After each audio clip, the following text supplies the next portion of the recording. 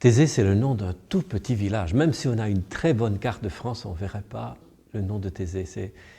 C'est le village que Frère Roger, c'est le fondateur de la communauté de Thésée, c'est le village qu'il a choisi en 1940. Il souhaitait commencer une communauté de frères, mais il ne souhaitait pas commencer là où la vie est trop facile. Il était né en Suisse, il aurait pu rester en Suisse pendant la guerre, la Suisse était un pays neutre, mais il a choisi d'aller en France, un pays occupé par les Allemands. La zone où il s'est installé, c'était le début de la zone libre. Les Allemands ne sont pas entrés dans cette zone avant 1942. Et ainsi, il a pu cacher des réfugiés pendant la guerre, surtout des Juifs qui fuyaient, qui avaient besoin de passer quelques jours, quelques semaines avant de gagner la Suisse ou l'Espagne. Et il pensait à une communauté de frères. Il avait entendu beaucoup de sermons dans sa jeunesse et il disait « les sermons, ça ne suffit pas. Il faut que la vie puisse parler de l'Évangile. » Et c'est ce qui l'attirait vers une communauté d'essence monastique. Thésée a une essence monastique. C'est dans la lignée un peu de Saint-Benoît, de Saint-Bernard, des grandes familles monastiques, mais il ne souhaitait pas restaurer quelque chose du Moyen-Âge ou de l'Antiquité, mais il souhaitait chercher une forme de vie commune qui soit pour aujourd'hui. Alors il a commencé seul, cachant des réfugiés. Quelqu'un a dit à la police qu'il était en train de cacher des gens, il a dû fuir lui-même. Il est retourné à Genève, en Suisse, et c'est là que 3 hommes jeunes l'ont rejoint, des étudiants. Et ils ont commencé une vie fraternelle, une vie de communauté, en priant tous les jours à la cathédrale de Genève, avant de pouvoir revenir en 1944 dans le village de Thésée. Là, il y avait des prisonniers allemands. L'Allemagne, dans notre région, avait déjà été vaincue. Et il y avait des soldats allemands très maltraités. Frère Roger souhaitait les accueillir.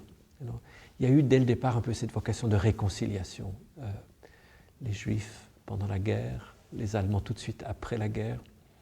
Et le projet de Frère Roger se limitait à une petite communauté. Il disait, s'il y a un petit groupe d'hommes, petit groupe de personnes prêts à donner sa vie, toute leur vie, pas seulement quelques années, mais toute leur vie à cause du Christ et de l'Évangile, il y aura des fruits. Peut-être des fruits que ces hommes-là ne verront pas de leur vivant, mais il y aura des fruits. C'est un peu la parole de Jésus sur si le grain de blé ne meurt, il reste seul. S'il meurt, il porte beaucoup de fruits. Ça ne s'est pas passé comme il avait imaginé. Dès les années 50, 58, des jeunes ont commencé à venir à Thésée et ça n'entrait pas dans le projet de départ de notre fondateur, Frère Roger. Il pensait les jeunes vont plutôt déranger. Il ne faut pas les accueillir à Thésée. Il a fait construire une maison à 4 km de Thésée pour l'accueil. Et c'est seulement autour des années 62 qu'il a dit non, il doit y avoir moyen de rester une communauté et en même temps d'accueillir largement. Il faut que ce soit autour de la prière. Il faut que tout soit centré sur la prière. Il faut que la communauté garde une identité. Alors l'accueil, à ce moment-là, a commencé à Thésée et n'a cessé de croître depuis. Il y a maintenant environ 100 000 jeunes chaque année qui passent une semaine entière à Thésée, un peu de tout le monde. Et ils viennent pour prier, approfondir leur foi, trouver aussi un peu leur place dans la société, parce que beaucoup voudraient modifier quelque chose, là où il y a de l'injustice, là où il y a des besoins criants, des inégalités, mais ils ne savent pas trop comment s'y prendre. Est-ce que ça vaut la peine? Est-ce qu'on ne va pas être déçu après avoir essayé 1 an ou 2? Alors Thésée, c'est un lieu maintenant où il y a une communauté de frères, une centaine de frères catholiques, protestants ensemble, et c'est d'autre part un lieu où des jeunes viennent nombreux chaque année pour aller aux sources de la foi par la prière et la méditation de l'Écriture. Ce qui m'a surpris à Thésée, c'est finalement ce que Frère Roger voulait faire ici, mais qui me paraissait un truc impossible, c'est de créer la communion avec les gens.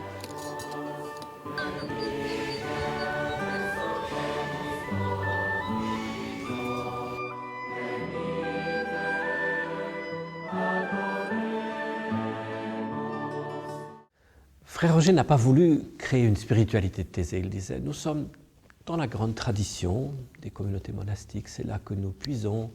Il ne souhaitait pas créer quelque chose qui soit spécifique à Thésée. Bien sûr, ce qui était un peu inhabituel à Thésée, c'était qu'il y avait une vocation écuménique. Donc, c'est-à-dire des frères venaient de différentes traditions chrétiennes et cherchaient à être un.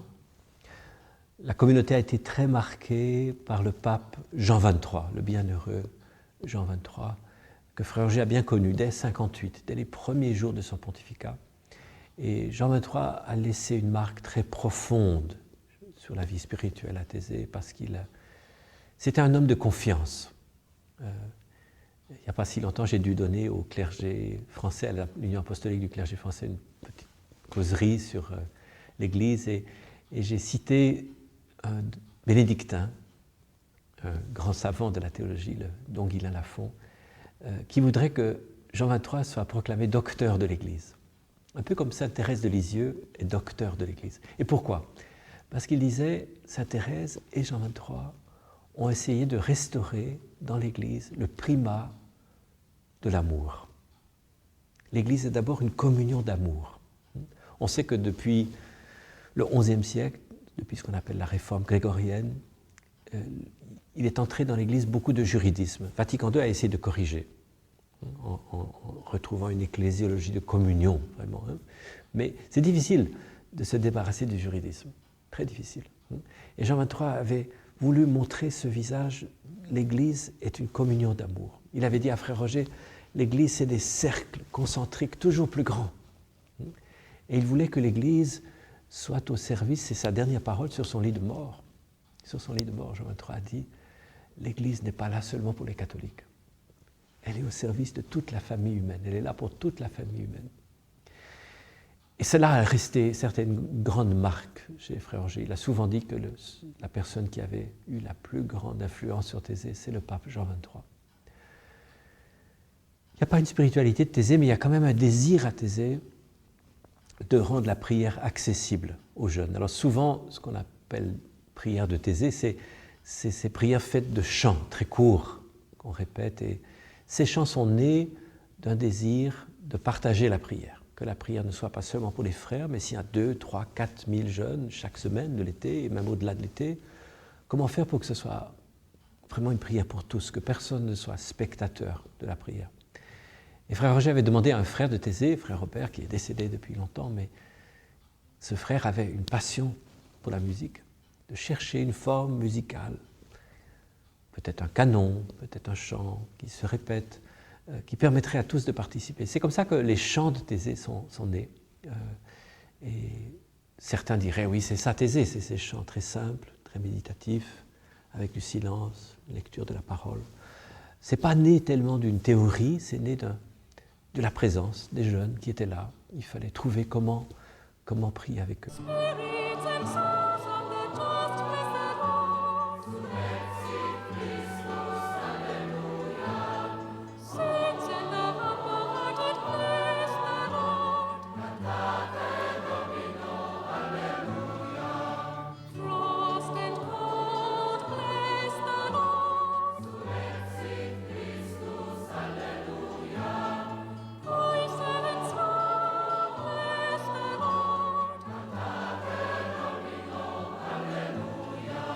Cantar a los pueblos su gloria.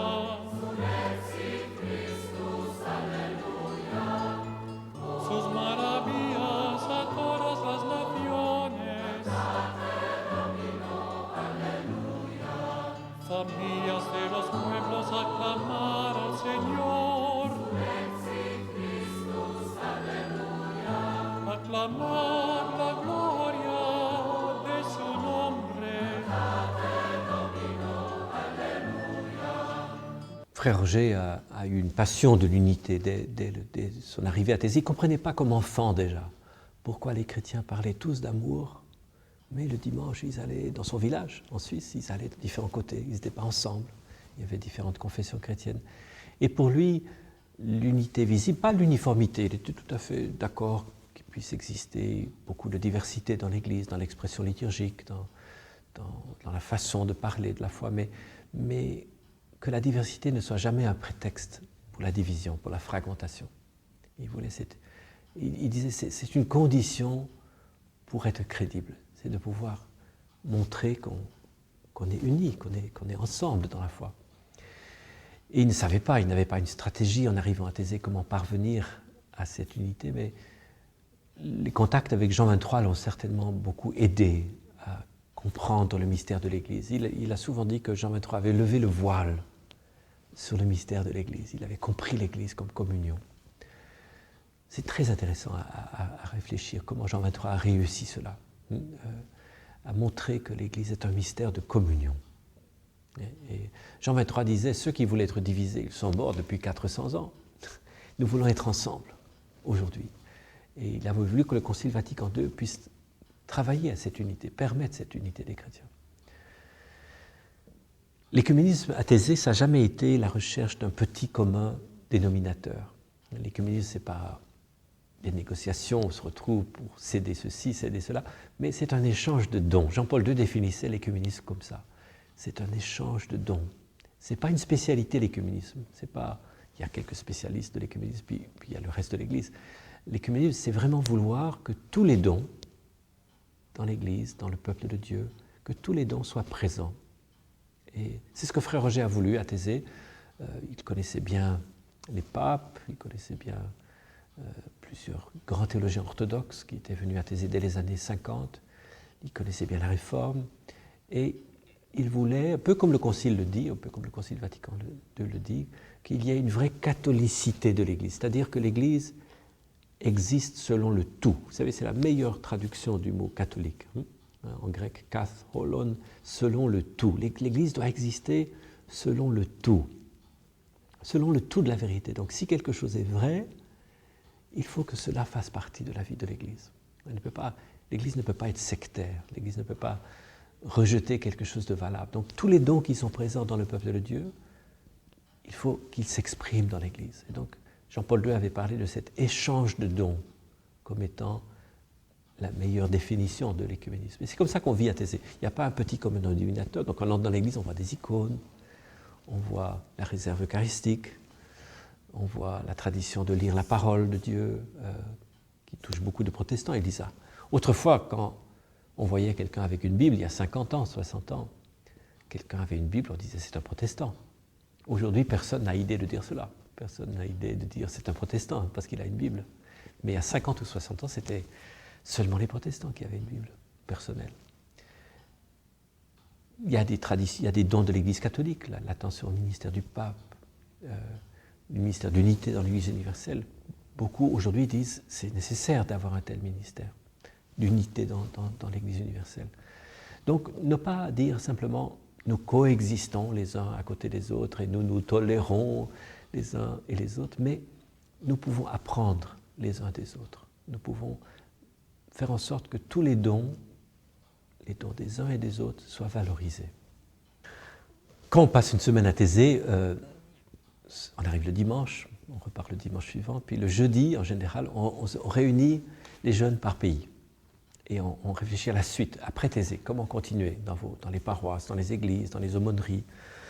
Et c'est toujours bon de donner la parole à ceux qui sont déjà actifs, parce qu'il y a beaucoup de jeunes qui font des choses. Et ce n'est pas simplement quelques jours à Thésée, puis ils oublient la foi. Mais ils ont trouvé un moyen, dans leur université, dans leur paroisse, d'avoir une prière, par exemple, chaque semaine ou chaque mois. Ici à Montréal, il y a des jeunes qui se retrouvent à l'oratoire. Tous les 15 jours, ils ont une prière avec des chants qu'ils ont découverts à Thésée, mais qui sont là pour tout le monde.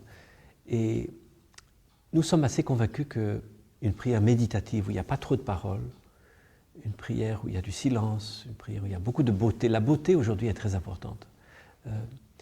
Le christianisme, ce n'est pas simplement ce qui est vrai ou ce qui est bien de faire, ce n'est pas simplement la vérité et la morale, c'est aussi la beauté. Et là, quand il y a la beauté du chant, comme il y a ici à Montréal, quand il y a des prières avec les chants de Thésée, je trouve qu'il y a des musiciens tellement doués qu'ils font découvrir quelque chose de Dieu et du mystère de Dieu à travers la beauté du chant. Alors, je pense que ça, c'est une chose que l'on peut proposer à des jeunes qui veulent continuer dans leur paroisse, c'est trouver peut-être 2, 3 musiciens, une belle voix, créer une prière qui soit un lieu de repos du cœur, pas un lieu où on écoute beaucoup de discours, beaucoup de paroles creuses, non, mais un lieu où on puisse venir en vérité se reposer en Dieu, se laisser peut-être déranger aussi par l'Évangile et par l'appel de Dieu, mais vraiment un espace qui soit beau. Les rencontres de Thésée, en dehors de Thésée, nous préparons avec les différentes églises de différents pays, nous préparons souvent des grandes rencontres, comme Rome, il y a quelques mois, il y avait 40 000 jeunes à Rome. Là, nous associons les paroisses à cette recherche également. Parfois, c'est possible aussi d'avoir une rencontre qui réunit différentes personnes, mais je pense que quelques personnes qui se retrouvent pour prier chaque semaine, se connaître, écouter l'Évangile, se laisser interpeller aussi, dire peut-être l'Évangile nous appelle à agir dans tel ou tel domaine, là où nous sommes, cela peut conduire loin. Cela peut conduire loin de vivre à l'écoute quotidienne de ce que Dieu nous demande. Dans beaucoup de villes, ça se fait une fois par semaine ou 2 fois par mois. À Chicago, j'ai vu l'année passée, à l'Université catholique de Loyola, 1 fois par semaine, mercredi soir, 21h30. Une centaine de jeunes sont là. Ils prient, ils chantaient admirablement, on avait envie d'aller. Ce n'était pas une activité de plus à mettre sur le calendrier, j'ai encore autre chose ce soir. C'était un lieu où, pas en fin de soirée pour les jeunes, parce que 21h30, ce n'est pas la fin de la soirée pour eux, mais en milieu de soirée, disons, ils avaient une prière où ils pouvaient vraiment se ressourcer. Et c'est peut-être cela qui peut conduire plus loin. À Thésée, nous avons le projet, en 2013, d'animer une rencontre en Amérique du Nord, dans le Dakota du Sud. C'est une invitation un peu étonnante. C'est des autochtones des États-Unis qui ont participé à des rencontres de Thésée en France et aussi aux États-Unis, qui nous ont fait savoir qu'ils souhaiteraient accueillir une rencontre de Thésée, un pèlerinage de confiance, sur leur réserve indienne dans le Dakota du Sud, la Pine Ridge Reservation. Alors c'est étonnant, mais nous allons aller au mois de mai, du 24 au 27 mai, pour les jeunes de 18 à 35 ans. Nous aurons une rencontre de sans doute quelques centaines de jeunes qui voudront bien vivre, être accueillis sur la réserve, partager. Et tout au long de l'année, à Thésée même, en France, il y aura des rencontres de dimanche en dimanche. Elles ont déjà commencé. Il y a déjà beaucoup de jeunes, même à cette saison, qui sont à Thésée. Jusqu'au mois de novembre, jusqu'au début novembre, il y aura énormément de jeunes. À la fin de cette année, nous aurons une grande rencontre européenne à Strasbourg et la ville qui est juste en face de Strasbourg, mais qui est en Allemagne. Strasbourg est en France, il faut traverser la rivière. Là, on tombe sur la ville de Kiel. Et là, nous aurons une grande rencontre européenne sans doute avec 25-30 000 jeunes du 28 décembre au 1er janvier. Nous aimerions cheminer avec les jeunes avec un thème particulier jusqu'en 2015. En 2015, il y a le projet d'avoir une rencontre mondiale à Thésée même, sans doute au mois de juillet, au mois d'août. On n'a pas encore fixé la date, mais je pense qu'il y a plus de chances que ce soit au mois d'août, parce que pratiquement toute l'Europe sera en vacances, puis même au-delà de l'Europe, il y aura des vacances. Cette année, nous allons préparer cette rencontre de 2015 en approfondissant le thème dégager les sources d'une confiance en Dieu. Frère Aloïs, qui a succédé à Frère Roger, a écrit une lettre en 2012 pour appeler à plus de solidarité, vers une nouvelle solidarité. Et pour approfondir cet appel, en 2013, il propose ce thème, dégager les sources d'une confiance. Dégager, ça veut dire peut-être enlever les broussailles qui couvrent la source, peut-être aussi enlever les cailloux qui obstruent la source, qui l'empêchent de couler. Alors, ces obstacles peuvent être de tous ordres. Il y a du scepticisme, il y a du soupçon, il y a le fait que la foi est parfois devenue très abstraite, on n'a pas rencontré de personnes qui vivent de la foi. Alors, dans ce texte qu'on peut trouver sur le site web de Thésée, thésée.fr, Frère Aloïs essaie de dire comment est-ce qu'on pourrait s'entraîner les uns et les autres vers les sources d'une confiance. Et ce sera pour 2013. 2014, il y aura encore un thème qui nous conduira à cette grande rencontre de 2015, à partir de la prière, de la réflexion sur l'Évangile, de la réflexion sur la Bible, qu'ils puissent, à partir des sources de la foi, comprendre que Dieu est là pour eux, qu'il leur fait confiance. Je crois qu'on saisit que Dieu nous fait confiance, on ose prendre des initiatives. L'Évangile ne nous rend pas passifs. L'Évangile ne fait pas de nous des êtres passifs. Le Christ a exprimé beaucoup de confiance dans ses disciples. Il n'aura pas dit, voilà, un programme très détaillé de tout ce qu'il faut faire. Il a dit non, je vous donnerai mon esprit qui vous conduira vers la vérité tout entière. Il n'y a pas de grand livre, il y a un évangile qui est très mince, qui fait quelques chapitres. Et ensuite, il y a tout ce que l'esprit vous inspirera, que vous découvrirez ensemble dans la communion de l'Église, dans la communion de recherche avec les autres. Et cela veut dire donc création. L'Évangile nous appelle à être créatifs aujourd'hui. Tout un monde s'est développé loin de l'Évangile, parfois inspiré de l'Évangile, mais qui a pris ses distances aussi par rapport à l'Évangile. Et c'est dans ce monde-là qu'il faut oser aller, parfois avec des mains vides, pas avec des théories, parfois avec des mains vides, en osant croire que Dieu nous accompagne aujourd'hui, qu'il nous donne d'être créateurs aujourd'hui.